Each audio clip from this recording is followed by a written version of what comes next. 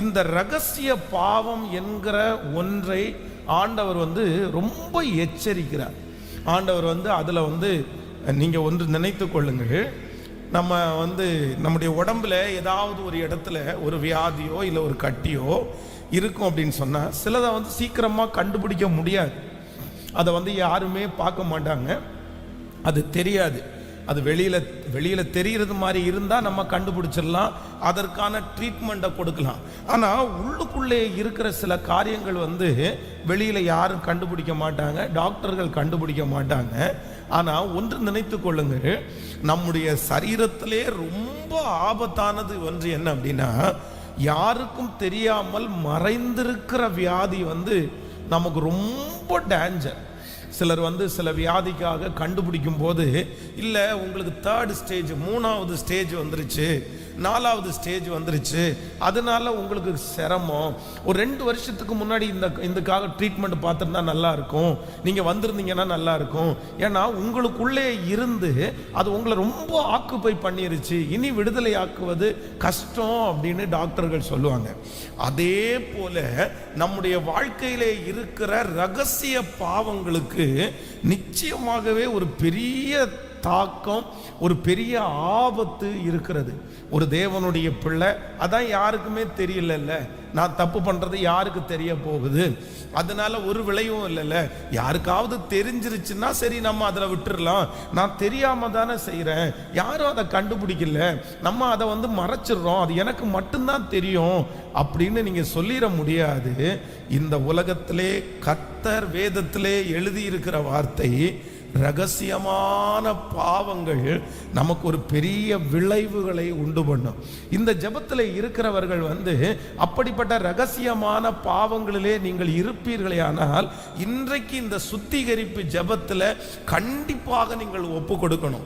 நீங்க ஒருவேளை எனக்கு 10 வருஷத்துக்கு முன்னாடி நீங்க செஞ்ச பாவங்கள் யாருக்கும் இன்னைக்கு தெரியாது, 5 வருஷத்துக்கு முன்னாடி நீங்க செஞ்ச பாவம் யாருக்குமே இன்னைக்கு நீங்க மாறி இருக்கலாம், தெரியாதுன்னு நினைக்கலாம். ஆனா ஒன்னு நினைச்சுக்குங்க, இந்த பாவத்திற்கு 2 இடங்கள் சம்பந்தப்பட்ட இடம் உண்டு. ஒன்று நரகம், இன்னொன்று பரலோகம். ஒரு தேவனுடைய பிள்ளை பாவத்தோடு பரலோகம் போக முடியாது. ஒரு தேவனுடைய மனுஷன், ஒரு இந்த உலகத்தில் இருக்கிற ஒரு மனுஷன், அதே போல நரகத்திற்கு போகிற ஒரு நபர் பரிசுத்தமாய் வாழ்ந்து நரகத்திற்கு போக முடியாது. அப்படின்னா நீங்கள் யாருக்கும் தெரியாமல் செய்கிற பாவம் 2 இடத்திற்கு கண்டிப்பா போகும்.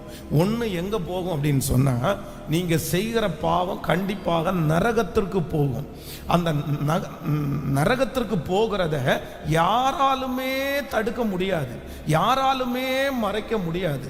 அம்மாவுக்கு மறைச்சிடலாம், அப்பாவுக்கு மறைச்சிடலாம், சொந்தக்காரங்களுக்கு மறைச்சிடலாம், பாஸ்டருக்கு மறைச்சிடலாம். ஆனா எதுக்கு மறைக்க முடியாது அப்படின்னு சொன்னா, நரகத்திற்கு உங்களுடைய பாவத்தை மறைக்க முடியாது. ஏன்னா நம்ம செய்கிற ஒவ்வொரு மீறுதல்களும் புஸ்தகத்திலே எழுதப்படுகிறது, அது கணக்கு கொடுக்கப்படுகிறது, கணக்கு வைக்கப்படுகிறது. அதே போல நீங்கள் செய்கிற பாவம் 2வது எங்க மறைக்க முடியாதுன்னா, பரலோகத்தில் மறைக்கவே முடியாது. பரலோகம் நீங்கள் செய்கிற நன்மையை மட்டுமல்ல, உங்களுடைய வாழ்க்கையிலே செய்கிற தீமையையும் கண்டிப்பா ஞாபகம் வைக்கிறது. அதனாலதான் தேவனுடைய மனிதர்களை எல்லாரும் என்ன நினைக்கிறாங்க அப்படின்னு சொன்னா, இன்னைக்கு நான் மறைச்சிட்டேன், இன்னைக்கு நான் தெரியாம நான் செஞ்சிடலாம், இன்னைக்கு யாருமே அதை பார்க்கலன்னு நான் நினைக்கலாம். ஆனா ஒரு காலத்துல ஆண்டவர் எனக்கு கணக்கு கேட்பார், அன்றைக்கு நான் கணக்கு கொடுக்கணும். நீங்க யோசேப்பை குறித்து வேதத்துல வாசிக்கும் போது, யோசேப்பு அந்த தப்பு பண்ணுனா யாருமே பார்க்க போறது இல்லை. அதான் அந்த லேடி சொல்றாங்க, யாருமே இல்லை இங்க, நான் வெளியே சொல்ல மாட்டேன், நீயும் வெளியே சொல்லாத, ஒண்ணு நான் சொல்லணும், இல்லைன்னா நீ சொல்லணும், அவ்வளவுதான். 2 பேரை தவிர வேற யாருமே சொல்ல முடியாது. இங்க எல்லாரையுமே நான் வெளியே அனுப்பிட்டேன். ஆனா யோசேப்புக்கு ஒரு ஞானம் இருந்தது, யோசேப்புக்கு ஒரு அறிவு இருந்துச்சு. நீங்க சொல்லட்டாலும், நான் சொல்லாட்டாலும், யாருமே இந்த இடத்துல பார்க்காட்டாலும், யார் இதை பார்க்கிறார் அப்படி என்றால் கர்த்தர் கவனிக்கிறார், ஆண்டவர் பார்க்கிறார். கர்த்தருடைய பிள்ளைகளே, இன்றைக்கு ஒன்று நீங்கள் ரொம்ப கவனமாய் கவனிங்கள். ஆண்டவர் பார்க்கிறார், ஆண்டவருக்கு தெரியும், ஆண்டவருடைய கண்களை மறைக்க முடியாது. ஆண்டவருடைய பிரசன்னத்திற்கு முன்பாக நீங்க எதையுமே மறைக்க முடியாது. அப்போ ஆண்டவருக்கு மறைக்க முடியாத ஒரு காரியம் என்றைக்கானாலும் நம்முடைய வாழ்க்கையிலே ஆபத்தாக தான் வந்து முடியும். இன்று ஆண்டவர் இந்த ஜெபத்தில் உங்களை எப்படி சுத்திகரிக்கணும்னா, ஆண்டவரே ரகசியமான பாவத்திலிருந்து கர்த்தர் என்னை வெளியே கொண்டு வருவீராக.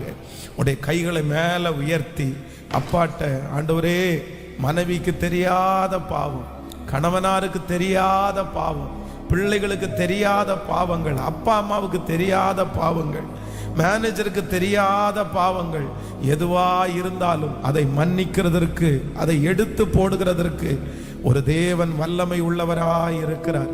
கைகளை உயர்த்தி, தகப்பனே அந்த ரகசிய பாவத்தின் நிமித்தமாய் என்னுடைய மனசாட்சி பாதிக்கப்படுகிறது எனக்கு தெரியும்.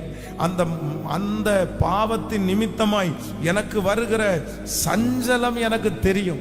எத்தனை பேருக்கு குற்ற மனசாட்சி, எத்தனை பேருக்கு தாழ்வு மனப்பான்மை, எத்தனை பேருக்கு தங்களை தனிமைப்படுத்துகிற ஒரு காரியம், எத்தனை பேருக்கு அந்த ரகசிய பாவத்தின் நிமித்தம் அவர்களுடைய வாழ்க்கையே பாரமாய் இருக்கிறது. சொல்லுங்க, ஆண்டவரே நான் ஒரு திறந்த புத்தகமாய் ஒளிவு மறிவு இல்லாத ஒரு நபராய் கைகளை உயர்த்தி, தகப்பனே அப்படிப்பட்ட ஒரு கிருபையை கர்த்தர் தருவீராக. அப்படியே கெஞ்சி ஜெபம் பண்ணுங்க பார்க்கலாம். இந்த சுத்திகரிப்பு ஜெபத்துல கர்த்தர் பேசுகிறார். மகனே, உன்னுடைய ரகசிய பாவத்தை விட்டு வெளியே வா. நீ இருக்கிற அந்த மறைவிடத்துல கர்த்தருடைய 7 கண்களும் பார்த்து கொண்டிருக்கிறது.